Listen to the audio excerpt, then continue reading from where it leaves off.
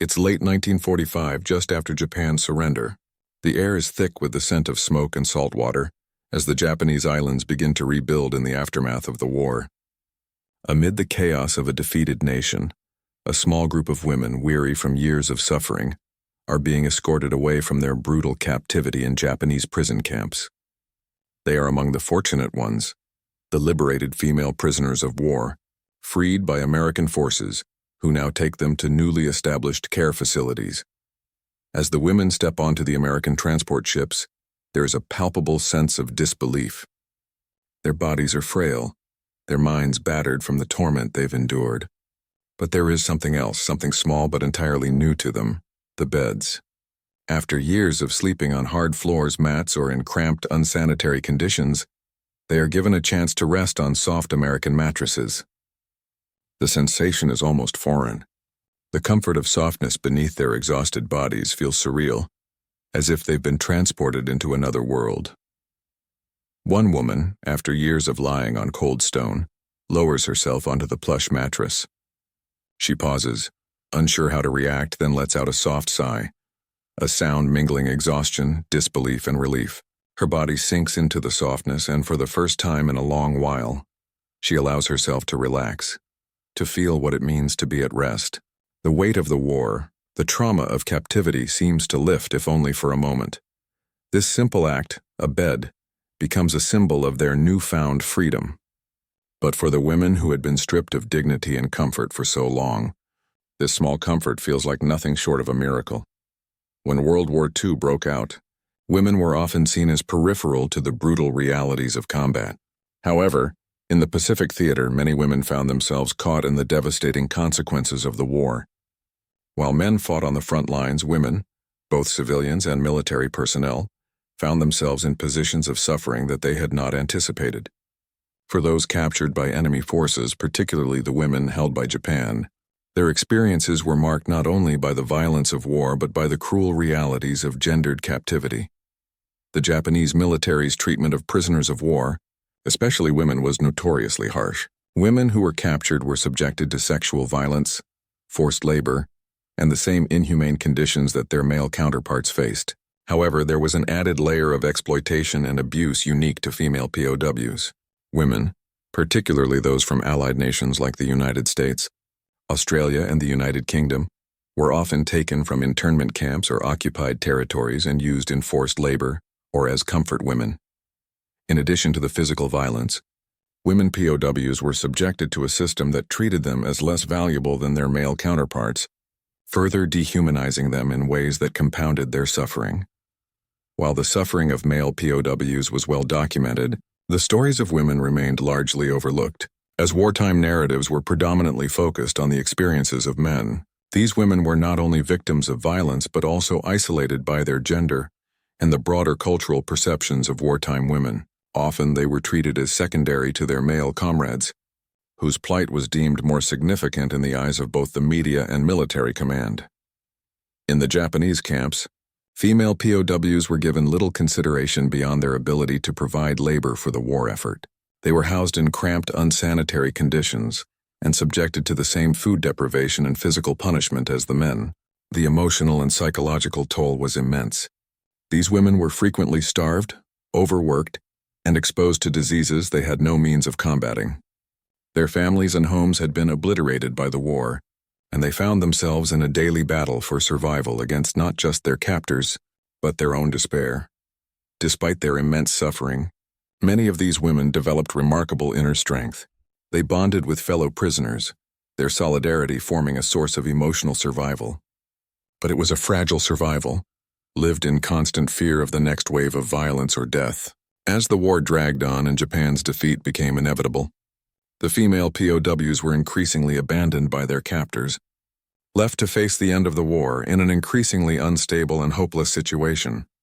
The end of the war came in 1945, with the Allied forces victorious and Japan's surrender formalized in September. For the female POWs held by Japan, the news of Japan's defeat was bittersweet.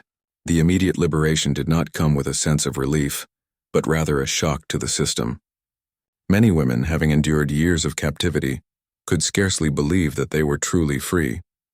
The years of physical and psychological torment had left them, struggling to grasp their new reality. The first encounters between the liberated female POWs and American forces were marked by both astonishment and overwhelming emotion.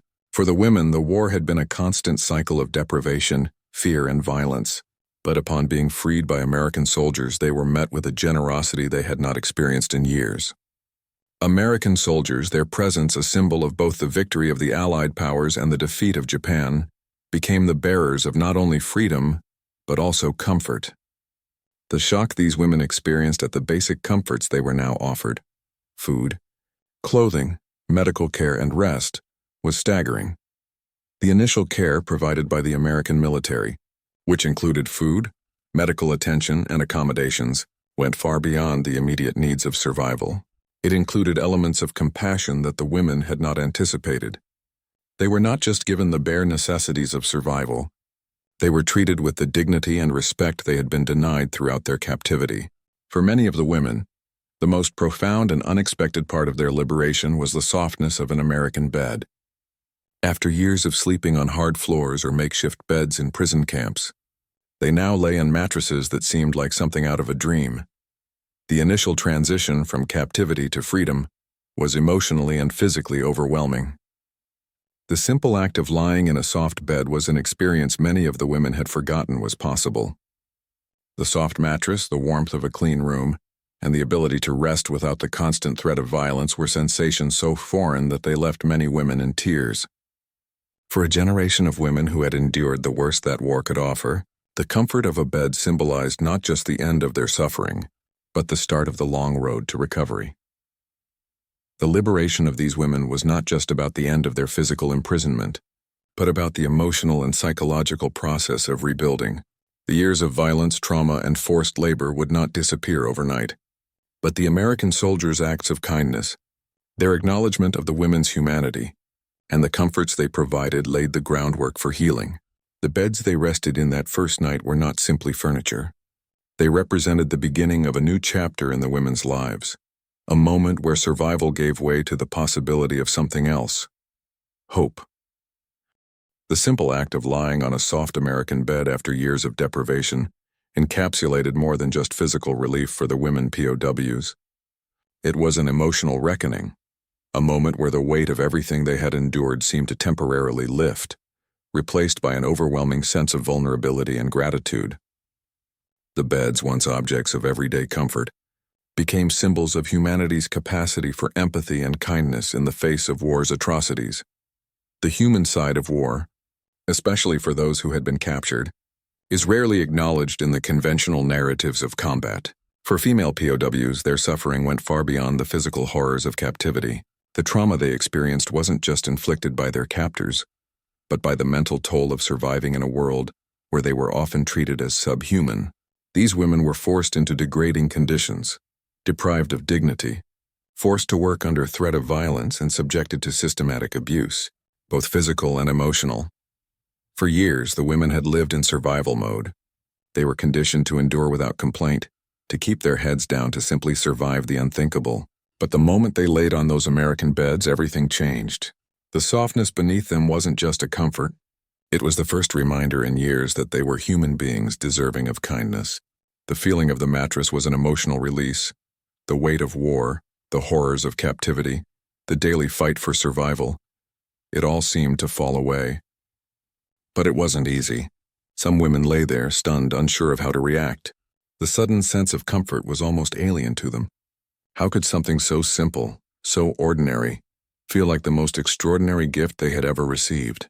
Many of these women had endured the unimaginable in Japanese captivity: starvation, illness, forced labor, and brutality. They had been kept from their families, robbed of their identity, and forced to adopt the survival instincts of animals. But in that moment, as they rested in the softness of their new surroundings, they had a brief but profound realization. They were no longer just survivors. They were free, no longer bound by the daily struggle for basic survival. The freedom that came with that softness wasn't just a political or military victory. It was a deep, personal triumph over years of fear, hardship, and isolation. The psychological impact of this moment was immense. The women had not only been freed from physical captivity, but from the mental cage that had been created by the brutal conditions of war. War leaves a mark on the human spirit. The emotional toll often lingers long after the fighting stops. Yet, in the softness of an American bed, the women were allowed a brief respite from the scars that war had carved into their minds. For many, it was the first time in years that they could close their eyes and feel safe, that they could rest without the fear of waking to the sound of a guard's footsteps or the threat of violence. As they lay in the beds, many of the women began to process their liberation, one small moment at a time. The bed became a place of reflection, where they could contemplate not just their survival but what it meant to be human again. For the first time in years, the focus wasn't on survival, but on recovery, both physical and emotional. The kindness of the American soldiers, the soft beds, the food, and the care they received were all part of the larger process of healing that would unfold over time. But healing was not immediate. For many, the comfort of the bed could not immediately erase the years of suffering they had endured. The mental scars, the emotional trauma, were far more difficult to undo than the physical wounds. Yet the beds were symbolic. They were a first step. The softness of the mattresses was a reminder that after everything they had been through, they were still worthy of care, of comfort, and of compassion. They were not just victims of war. They were human beings who had survived, and in that survival there was dignity, there was strength. In the years that followed, as the women rebuilt their lives, they would reflect on those first moments of freedom, the surprise of a soft bed, the bewilderment of kindness. And for many, it would be those small moments that would shape how they understood the post-war world. The softness of the bed wasn't just a physical comfort. It was a human gesture that offered them a chance to reclaim something lost in the horrors of war, their sense of self, their dignity, their humanity. For the female POWs, the end of captivity and the subsequent experiences of comfort and care at the hands of the American military represented far more than just the end of their physical suffering. It marked a profound cultural and societal shift in their worldview. The brutal realities of war, particularly as they had experienced them, had not only stripped them of basic comforts, but had also deeply altered their perceptions of society, duty, and what it meant to be human. The comfort of a soft bed, though seemingly simple, symbolized the beginning of a larger transformation, one that reshaped how these women viewed their own place in the world post-liberation. Before captivity, many of these women had been raised in cultures with strict societal expectations. In Japan, as in many parts of the world, women were traditionally viewed as caregivers, nurturers, and supporters of the male-dominated world of warfare. While their roles in the military and as support staff during the war were significant, their lives were largely defined by what they could contribute to the war effort in a subordinate capacity. Many were trained to support the military machinery without questioning the system they were a part of. The ideological education they received reinforced the idea that their suffering, their sacrifices, were for the greater good, to honor the emperor, to serve the nation. But liberation was a complete rupture of this worldview. The softness of the American bed, the first genuine comfort these women had known in years, was a stark contrast to the hardships they had endured. It was a stark reminder of what they had lost, but also of what was now available to them. As they lay in the soft mattresses, their minds began to shift from a place of pure survival to one of rebuilding and understanding. For many, this was the first time they were able to experience their own humanity again, without the crushing weight of survival hanging over them. The contrast between their former existence in captivity and their current circumstances forced them to reckon with the reality of what they had endured and what they now had the potential to become. The cultural shift that began with the American beds was not just a personal one, but one that touched on broader questions of identity and society. These women, who had once been conditioned to view their suffering as a duty to the empire, now had the opportunity to view their roles through a different lens. The trauma they had endured in the POW camps was, in many ways, a destruction of the old ideals they had lived by. In captivity, they had been stripped of their dignity and their place in the world. Now, through the kindness and care they received from the American forces, they were given a chance to reclaim their sense of worth and, in many ways, to redefine their roles as women and survivors in a new, post-war world. For the first time, the women were treated not as the subjugated daughters of a defeated empire, but as individuals worthy of compassion and care. The cultural and societal expectations they had once lived by, that they should remain silent, that their suffering was to be borne in silence and for the greater good of the war effort, were now upended. The comfort they felt, the softness beneath them, became a symbol of this shift. In that moment of softness, they were no longer just women of war. They were individuals free to define themselves, free to process the trauma they had experienced and move beyond the roles they had been assigned. Moreover, the care and kindness extended to them by the American soldiers also began to shift their perception of the broader world. The enemy they had been taught to view with disdain, the Americans whom they had been told were their invaders and oppressors, were now the ones offering them refuge and healing. This was a radical transformation in how these women understood not just the war, but the human capacity for compassion and healing. The softness of the bed represented a new kind of connection, one not defined by national or ideological boundaries, but by simple, universal humanity. This shift in worldview had long-lasting effects. Many of the women, once liberated, began to embrace a new perspective on the world. They found themselves questioning not just the war, but the cultural structures that had led them to believe their suffering was a necessary part of their identity. In post-war Japan, as the country rebuilt, these women, now free, sought to redefine their roles in society. For some, the experience of captivity and the comfort of liberation led to a newfound sense of independence. They no longer saw themselves solely through the lens of their country's wartime ideologies, but as individuals capable of healing and contributing to a new world order.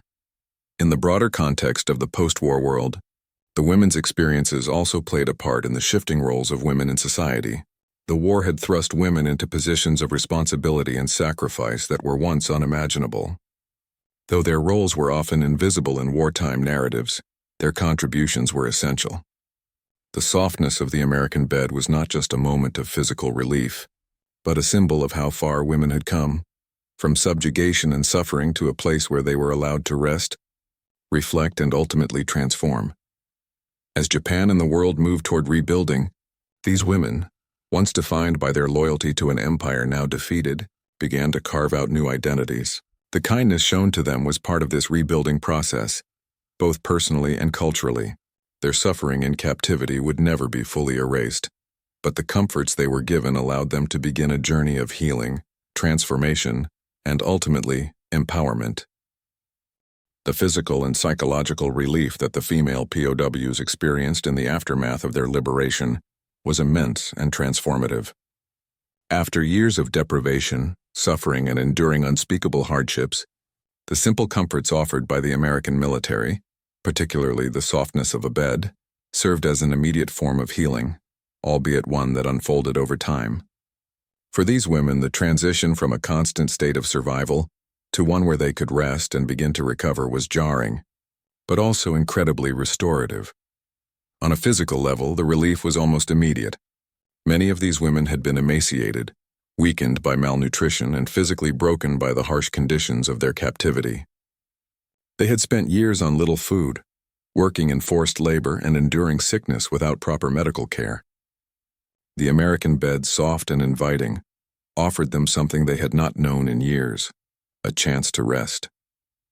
For the first time in a long while, these women could sleep without the constant worry of whether they would be woken in the middle of the night by guards, or whether they would be able to find enough food to eat the next day. For some, simply lying on a mattress without the sharp pain of hunger or the weight of anxiety was an overwhelming experience. They had been so accustomed to discomfort that the softness of the bed felt almost like a dream, and the very act of sleep, once a luxury beyond reach, became an emotional release.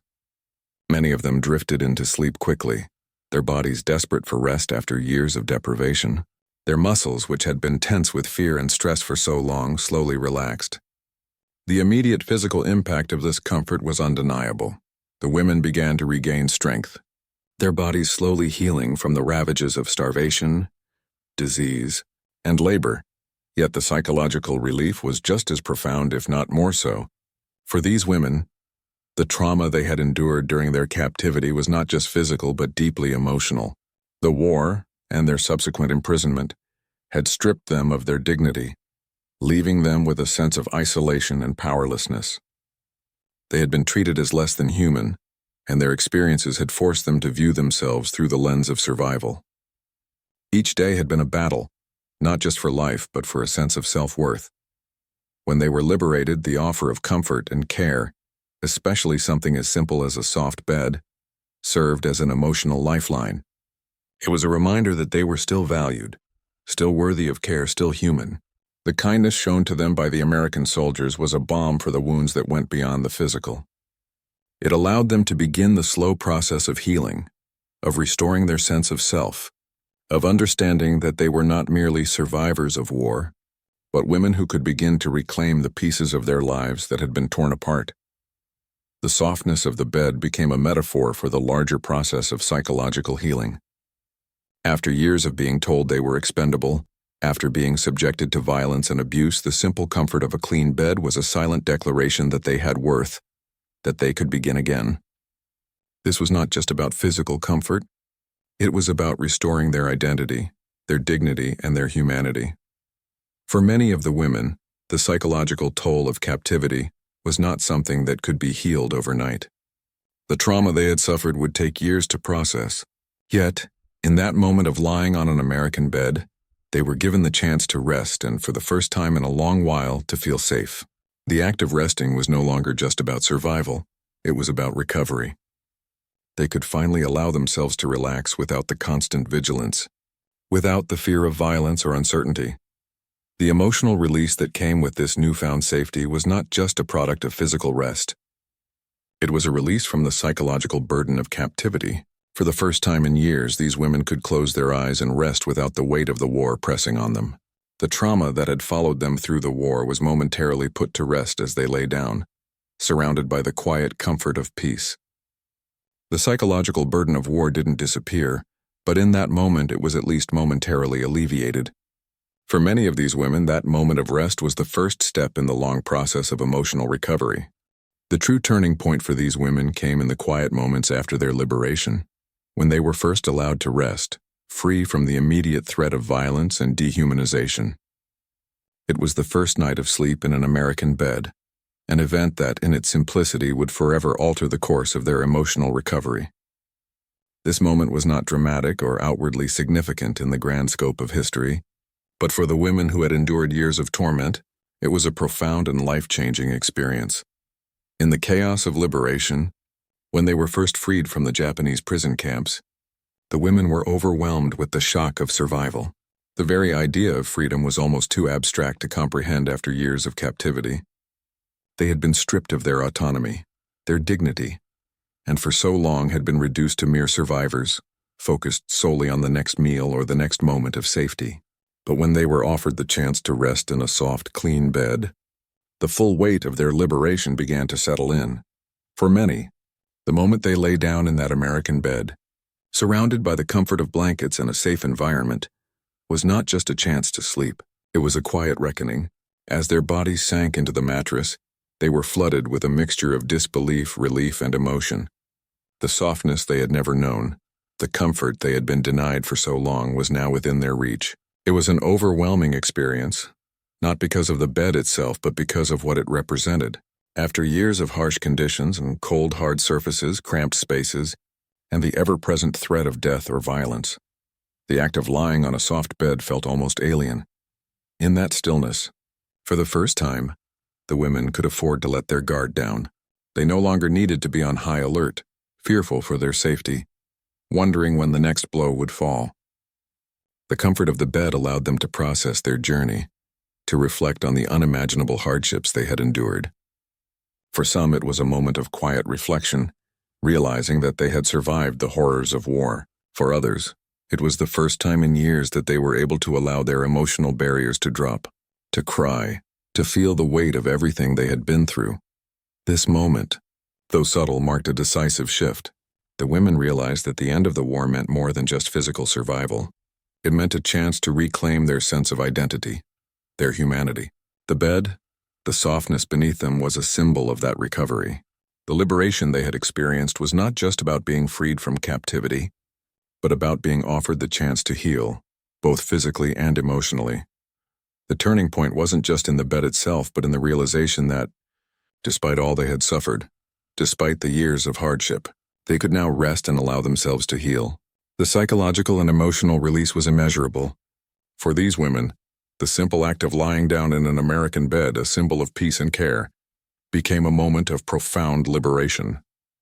It marked the end of one chapter of their lives, and that of suffering and survival, and the beginning of another, that of recovery, healing, and redefining themselves as individuals, not just as victims of war. For the American soldiers who witnessed these women's reactions, it was a sobering and powerful moment as well. They had liberated these women from the horrors of war, but they had also given them a chance to reclaim their humanity. In offering something as simple as a soft bed, the soldiers unknowingly participated in the women's emotional and psychological healing. The impact was felt deeply, not just by the POWs, but by the soldiers themselves, who saw firsthand the profound difference such small acts of kindness could make in the aftermath of war. In the grand narrative of World War II, the liberation of female POWs might seem like a minor event. Yet for the women who experienced it, this moment of rest was a pivotal turning point in their journey. It marked the beginning of their journey back to themselves, a slow, painful, and often difficult process, but one that was made possible by the softness of a bed, the basic comforts of safety, and the profound kindness of their liberators. The liberation of these women was a pivotal moment in their lives, but the aftermath of their experiences was far from simple. The physical relief they felt after being freed, symbolized by the softness of an American bed, did not mark the end of their journey. The years they spent as POWs had deeply scarred them, both physically and emotionally, and the process of healing was neither immediate nor easy.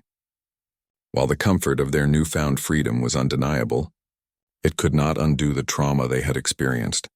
Physically, many of the women were left in frail conditions, their bodies worn down by years of malnutrition, forced labor, and illness. Some had suffered severe weight loss, while others had contracted diseases that would take months, if not years, to treat. The American medical teams worked tirelessly to tend to their wounds, but the scars left by years of suffering could not be erased quickly. Their bodies slowly recovered, but the emotional scars, the ones that ran deeper than any physical wound, took far longer to heal. Psychologically, the women struggled with the lingering effects of their captivity. Many had endured sexual violence, physical abuse, and emotional degradation. They had been stripped of their agency, their sense of self-worth, and their dignity. After years of being treated as property or tools for survival, the idea of reclaiming their own identity was overwhelming. The psychological toll was immense, and the process of reintegration into a normal, peaceful life was riddled with obstacles. Many of the women were haunted by feelings of shame, guilt, and confusion. They had been subjected to so much pain and fear that it was difficult to know how to live again, how to reconcile their past suffering with the opportunity for a future that seemed distant and uncertain. For some women, the process of healing was aided by the kindness and care shown to them by the American military. The softness of the American bed, the first taste of proper nutrition, and the medical attention they received were all crucial steps in their recovery. But the emotional healing was much more complicated. Many women found that they could not escape the memories of their captivity. Flashbacks, nightmares, and the constant weight of their trauma followed them wherever they went. Post-traumatic stress disorder, PTSD, though not widely recognized at the time, affected many of these women, and it often went unspoken. The silence surrounding their trauma was compounded by the societal expectations that they simply move on, that they were to return to normal life as quickly as possible. Yet for those who had survived captivity, normal life felt like an unattainable dream. Some women, in time, found ways to process their experiences, whether through sharing their stories with fellow survivors, seeking therapy, or becoming involved in advocacy for other POWs and survivors. However, for many, the process of healing was deeply personal and often solitary. The emotional scars left by the war were not easily seen, and they were not easily healed. Over time, as the women rebuilt their lives, some became active in spreading awareness about the plight of female POWs, working to ensure that their stories were no longer overlooked or forgotten. They became advocates for the recognition and acknowledgement of the suffering they had endured, seeking recognition not just for themselves, but for all women who had been taken as prisoners of war. The transition from captivity to freedom was not simply about survival. It was about rediscovering a sense of self that had been lost in the horrors of war. For some women, this was a journey of self-empowerment, of reclaiming their dignity and autonomy. But it was also a journey of reconciling the person they had been before the war with the person they had become after surviving such immense suffering. This journey, though painful and filled with setbacks, was made possible by the care and kindness they received after their liberation. The softness of an American bed may have been a symbolic beginning, but the road to recovery was long, and for many, it would last a lifetime. The liberation of female POWs and the comfort they received in the form of American beds had repercussions that extended far beyond the immediate emotional relief they experienced. While the women's personal recoveries were paramount, the broader impact of their liberation influenced not only their own lives but also the post-war relationship between Japan and the United States, as well as the evolving attitude toward women in both societies. In the immediate post-war period, Japan faced a nation in ruins. The war had decimated its cities, and the loss of life, both military and civilian, was incomprehensible. As Japan began the painful process of rebuilding, the role of women in the country became an important focal point. During the war, women had been expected to take on both traditional roles and those typically reserved for men, including working in factories, providing support to the military, and even engaging in direct action as nurses and soldiers. But with Japan's defeat, women were now tasked with rebuilding the country, not just physically but socially and culturally. Their experiences, especially those of the female POWs, were a reflection of the deeper gendered trauma caused by the war. For the women who had been held in captivity, their return to Japan was a journey of personal reclamation. They faced the challenges of reintegrating into a society that had, for years, been under the strict control of wartime ideology. Many of these women found it difficult to return to normal life. The war had fundamentally changed their identity. They were no longer simply daughters or wives, but survivors of unimaginable suffering. The psychological scars left by their captivity, coupled with the trauma of being women in a post-war society that had little regard for their struggles, left many feeling isolated and disconnected. Yet, there was a silver lining: the process of liberation and the kindness they received from American forces helped to shift societal attitudes toward women, both in Japan and in the United States. For the first time, female POWs were recognized not just as victims but as active participants in the war, as human beings who had endured incredible hardship, yet survived. Their stories, once buried beneath the rubble of wartime propaganda, began to surface. They were no longer ignored as women's issues, but were seen as part of the broader narrative of wartime suffering.